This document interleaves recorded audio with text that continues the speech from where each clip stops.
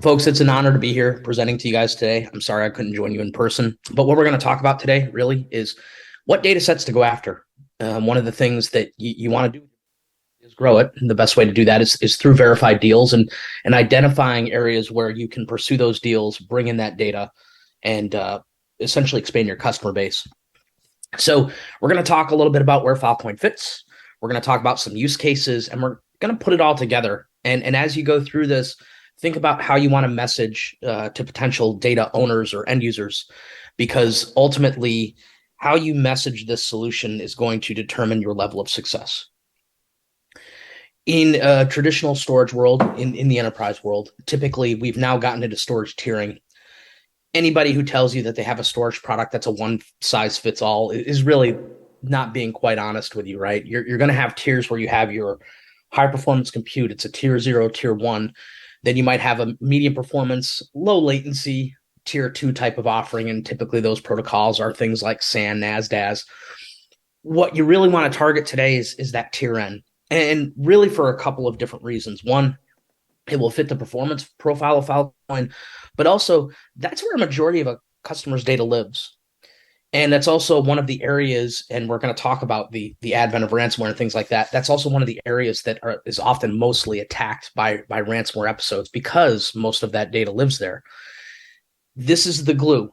So if we really think about how much data is out there and available, and then you take 80% of that and say this is an archival or a long-term backup type of strategy, it really makes you think about the potential for the network.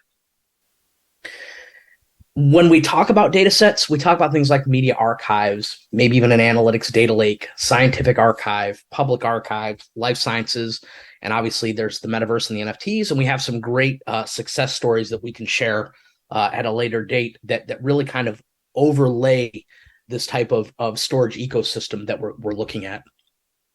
And why are we bullish on these use cases? When we're preserving data for a long period of time, immutability becomes important. A lot of enterprise storage solutions now are talking about immutability. Not all of them offer it. Some do it with an elevated cost, or you have to buy a separate license. It's native here. So we're not trying to go out and sell an uplift, or you're not trying to propose using a disparate API call. This is already built into the platform. So for those that are worried about data integrity, that's huge. Verifiable content is also essential for that reason, right? If I'm a researcher and I upload data I want to share with other collaborators or researchers in my network, that data is exactly what was provided by that researcher. So that immutability aspect is extremely important. Geographic distribution is another one. Everyone in that room is from different parts of the world. And one of the things that we start talking about with geographic distribution is the idea of data locality. And as things like Saturn expand and we start seeing these more performant tiers inside of Filecoin open, that geographic distribution becomes that much more important. If I'm collaborating with researchers across the globe, I want to be able to store copies that are relatively close in proximity to the research targets that I'm working with. And the cool part is, because I'm distributing it geographically, I can avoid a lot of traditional outages that get caused in what we call those cloud regions or those zones, right? So for anybody who's ever really spent a lot of time in the cloud world, you'll hear about the latest Amazon Eastern region outage, and it impacts everybody in that region, right? And if you want to avoid it, you have to essentially spin up services or make a copy in another region and pay for that extra copy. Here, we obfuscate them from those problems. So if I'm storing my data in a couple copies in the US, maybe a copy in Asia, a copy in Europe, a copy in Australia, the entire internet would have to go down for me to not be able to access that data, because I can pull it from anywhere. So that's a huge advantage that we have. Cost is another one. I'm sure you guys are very keen on looking at the pricing models and the idea that we can provide what we call subsidized storage, free or at a very minimum cost, is very important, because that's one of the reasons that folks went running to the cloud. It was an OpEx model. For the most part, it was easy to figure out until the retrieval bill came. But we're talking about providing this service to customers at a price point that they just can't get anywhere else. And it's a huge advantage for us. Scalability is another one.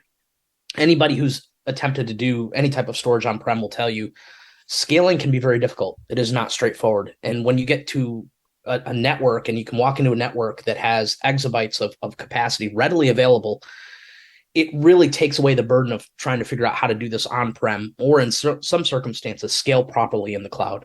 So these are all aspects that we kind of target in our discussions with data owners and end users. Life Sciences Genomics is one of my favorites. This data that they generate through sequencing is it's very time consuming process. So therefore that data has significant value. One of our customers, you may have read the write-up, is a company called Generate. They do genomics as a service. They're storing these samples sharded and encrypted on Filecoin.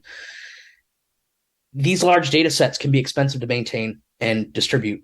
At a previous life at another company, I worked with a genomics firm that was deleting 100 terabytes a month because they couldn't expand their enterprise storage fast enough and they didn't have the budget to expand that. So if I can walk into that enterprise and say, hey, I've got this insanely scalable solution, the cost is subsidized. I mean, even in some circumstances, you can store your data with me for free.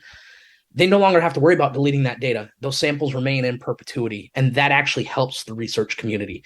Today, they are limited, and we're even talking to universities that have this problem. They spend $1 million a year on on-prem storage, and it only gives them so much.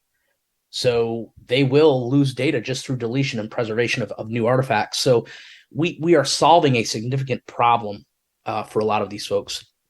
Data persistence is another one, right? So to give you an example, my son, when he was a year old, he fractured his skull in a fall. And the American College of Radiology in Virginia, their whole premise behind X-ray and PACS maintenance is if you have a pediatric X-ray, that X-ray has to persist for 7 years post their 18th birthday. So my son at age 1, if he were to have had an X-ray at that college, he would have had a sample living on-prem for essentially 24 years because it's 17 till his 18th birthday, then 7 post-fact. So long-term data retention is also something that we're looking to solve with this network.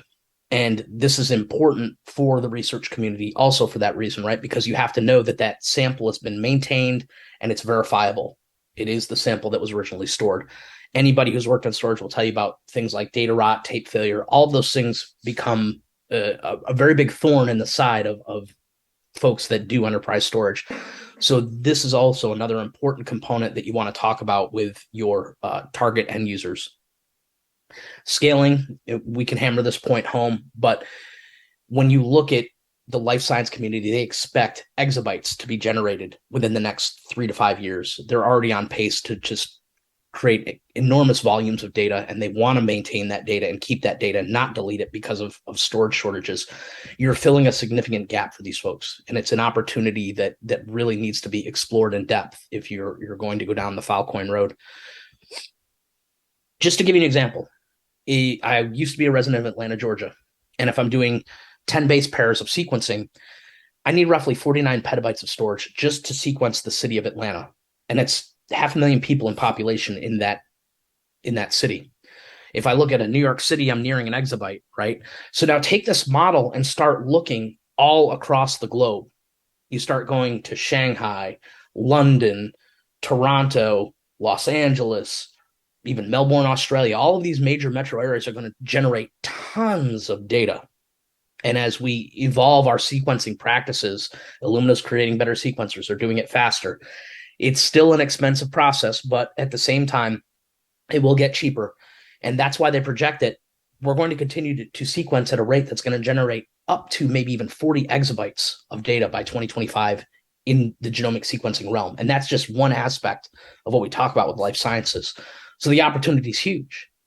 And if I were to take those 40 exabytes and store 6 copies on Filecoin, I'm now at 240 exabytes of just raw capacity needed just to meet that particular vein or that particular use case.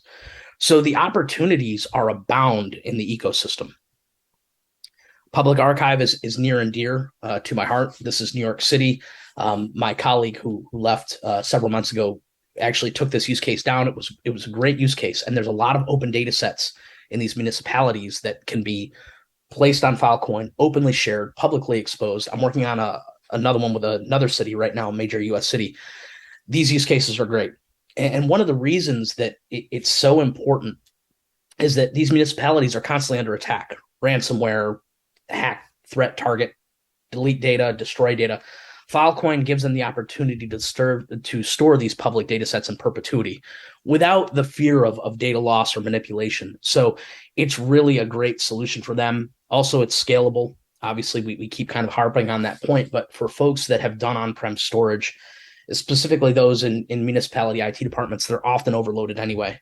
So if you're taking away their focus from worrying about scaling storage and they can focus on things like compute, network, whatever, it's one less burden for them to deal with. And archiving this data is very important. I'm currently archiving financial records for another major U.S. city, and it's a really interesting use case. Filecoin is a very prominent player in the space for that reason, because we're doing it at a zero cost, but at the same time, we're also able to go into all these different cities and tell the same story, and they're all very fascinated by this. So it's something that if you know folks that work in city or county or even state municipalities, these are great conversations to have, and I highly recommend having them if you have the opportunity. Scientific research, I know that folks that have presented earlier, they mention research a lot. Research is huge in this space, and there are areas in research that people don't even think about, right? But why are we so great for this community? It goes back to that persistence model, the verifiability, the scalability. And we already have a lot of scientific archives on Filecoin that you can point to say, hey, folks are doing this. It's already been done. AVS Speech, the Boxy Vehicles data set, Google Open Images. Typically in the enterprise world, when you're talking to folks, the first thing they want to hear is, who else is using your technology stack? What else are they using it for? We have real world examples that you can lay out to a potential customer and say, look, folks are already doing this. It's okay. It's fine. We know it works. They know it works. They're happy. They keep storing data with us. And it's really great to have people who have pioneered and trailblazed and gone through and put their data sets on. So now we have these working use cases we can point to. And anybody who's explored the Slingshot website can go in there and look. There's a tremendous list. So as you come across common data sets or data sets that are akin to what's already stored, you can point and say, hey, these are already on Filecoin. People are doing it today, and it works. These large data sets can be a windfall. There are significant opportunities. We're now dealing with climate research data, autonomous driving data, flight data, seismic data. A new one that has also popped up is architectural renderings. So anybody who's ever spoken with an architect or looked at building designs, maintaining those designs and documents around that infrastructure is important. And it also needs to be verifiable, and all of the things that we really talk about with Filecoin are really important to them. This is an example of a university, and this just gives you an idea of the retention policies, right? If we look at research data not resulting in publication, it has to be retained for 5 years. Research data that's significant, retained permanently. Clinical trials could be 10 years after the last patient service. All of these things are important. We talk about data longevity. And one of the problems with data longevity, and we've already touched on this, right, is the scalability. If I keep storing this data and I have to maintain all this data and I'm generating new data every day, I need something that scales. I need something that protects the data, keeps it immutable. And that's really what we answer for these folks. We guarantee that data that's stored when requested is the data that we give back. That allows researchers to store their data with confidence, and at the same time, know that they can persist on our platform for years to come without really worrying too much about what's going to happen to my data. There's multiple copies out there that heightens my durability and availability. And at the same time, I don't have to worry about capacity because I can just keep shoveling it there. I can file a new data cap application or whatever the process is at that given point in time, request more, store more. So it really molds well into the research community. Media is another one. Anybody here who's looked at YouTube, name a news website, sports website, all of that media has to persist. One of the most interesting things about media and entertainment that some folks don't know is, and I take this for granted fully as a user, I have a cloud DVR. It's through AT&T Direct Stream.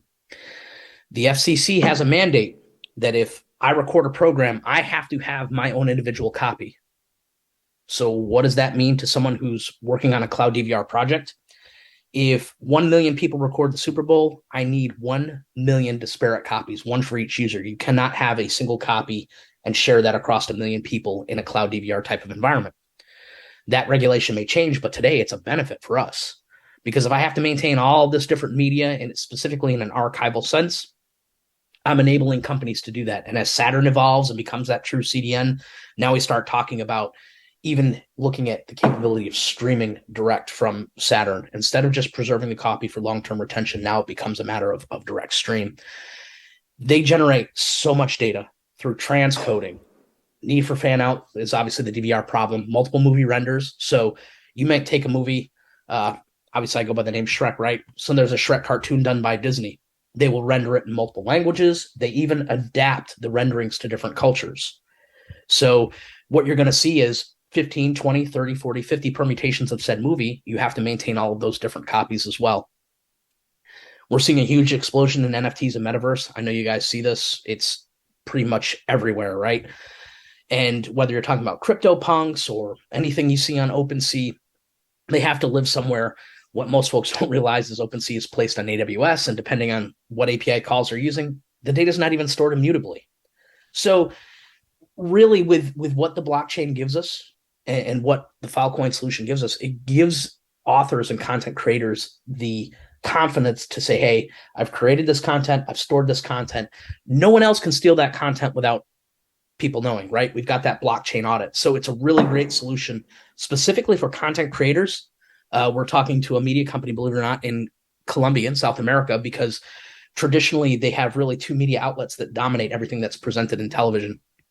And what they want to do is enable more content creators to create their own TV shows, movies, store them, stream them, broadcast them. And it's also another solid use case for us. It's a very interesting use case. The biggest one, and I'm sure you guys have probably heard of this, is Showa. That's one of the cornerstones of the use cases we typically present. One of the customers that we talk about. Holocaust archive, interviews, and all types of media around these events. And now they're even doing things with Ukraine. I think the quote here from Jonathan Dotan from Starling Lab is a great quote. And really, he talks about some of the things that were the most important, right? Immutable information, timestamp, image storage data, verified edit history. All of these things are built into the stack. So it reduces the concern around data integrity and data verifiability. And this is one of the reasons that Filecoin was chosen for this, because they don't want these archives lost. They must live in perpetuity to help us with historical context. Best way to do that, they felt, was Filecoin, and we agree, obviously. NFTs are huge. We can't say enough about NFTs. 41 billion in crypto was spent in 2021 on NFTs alone. The most valuable, when I made this slide, now bear in mind this was a few months ago, 91.8 million, which is quite a bit to pay for a digital artifact. They are now taking NFTs and mapping them for other use cases. As a matter of fact, there was a home in St. Petersburg, Florida. The deed was created and established as an NFT. It helps demonstrate ownership. And it's very easy now. I can write a smart contract to essentially wrap around the sale. It's a really great use case, and we're going to see more of this. We're starting to see more of an evolution for NFTs other than just traditional artwork. So it's a really exciting time, and what they need, obviously, is a place where that NFT can be stored and preserved immutably, safely. So this plays right into our strength. Analytics and AI. This one's kind of fascinating, and I'm going to give you an example of how analytics and AI is relevant to Filecoin. In the oil and gas world, what they typically do is they will take seismic data, they preserve it on some type of storage media for long-term persistence. And you might say, well, how long? They have data going back to the 50s, 60s, 70s. And one of the reasons that they do this is each time a new algorithm is developed for detection purposes, they will take that data out of archive and they will rerun the algorithm and generate a whole new output, resultant data set, and an index. Well, I want to be able to preserve that data for as long as humanly possible. And I want to make sure that the data is protected and preserved. That's where we come in. We're not going to be, at least right now in our current iteration, the platform where you're running the analytics directly, but all of those things are coming with compute over data, Saturn, et cetera. But today, if you preserve that legacy data set, you can then retrieve it, run your analytics, store the resultant output along with an indice. And what this allows you to do is putting that data in Filecoin, and you're keeping the raw and then each subsequent run of the data along with something to index that data. What that allows you to do is keep a running track of the history of your analytics as well. This is important to the research community. Even things like autonomous vehicles, right?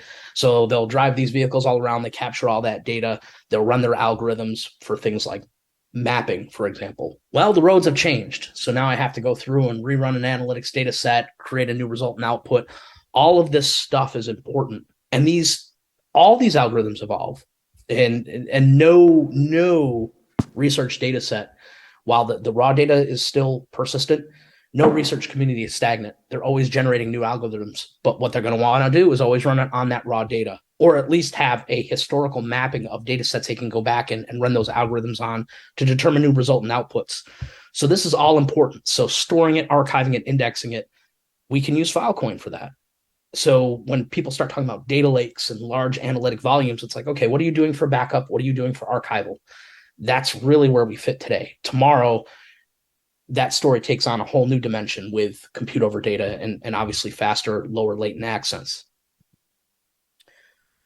We talked quite a bit about data sets on Filecoin, but here are some more examples. COVID-19 open research data sets. The 3,000 rice genomes, we've already talked about genomic data. That's actually preserved today. Wiki artifacts, the Udacity self-driving car data, Landsat 8. I'm working on a project right now with SETI. Really cool stuff. And I think that these use cases and these sample data sets are going to continue to grow at really a prolific rate. Just the conversations that we're having in the community with folks that are in research, specifically universities, it's going a long way. And I really like the idea that we're giving researchers a very clear, concise outlet. And the one thing that never gets talked about, specifically in the enterprise, is the advent of what cyber insurance is doing to enterprises now. What folks don't always talk about with their data is the inherent cost of data maintenance. And what cyber insurers are now requiring is air gap copies and immutable copies. Well, if you have a storage solution that delivers that, they will give you a deduction on your premium. I worked at a previous company that offered immutable storage. We went in and talked to a customer. They put in an air gap, essentially a failover site. With the immutable turned on and the data being preserved there, essentially synthetically air gapped, they received a 25% savings on their cyber insurance, and their premium was quite high. And you're going to enable enterprises to store the data, check those boxes, and receive discounts on their cyber insurance premium. So not only are they getting storage at practically a zero price point, or at least a smaller price point in the public cloud, but they're also going to save money inherently on some of their cyber insurance premiums, just because of the native behavior of the blockchain and Filecoin itself. These opportunities exist. This was a great quote from eWeek. When I first got into storage over a decade ago, one of the things that pulled me that way was the idea that they predicted by 2025, which is right around the corner, they expected that there would only be enough professionals really to satisfy about 50% of the demand in the storage industry. And we're seeing this shift to services because there's just not enough talent. Well, if we know there's a shortage there in talent and ability and really just availability, it gives Filecoin service providers or storage providers an opportunity to come in and provide that outlet, right? You can be that cloud, you can protect and preserve their data.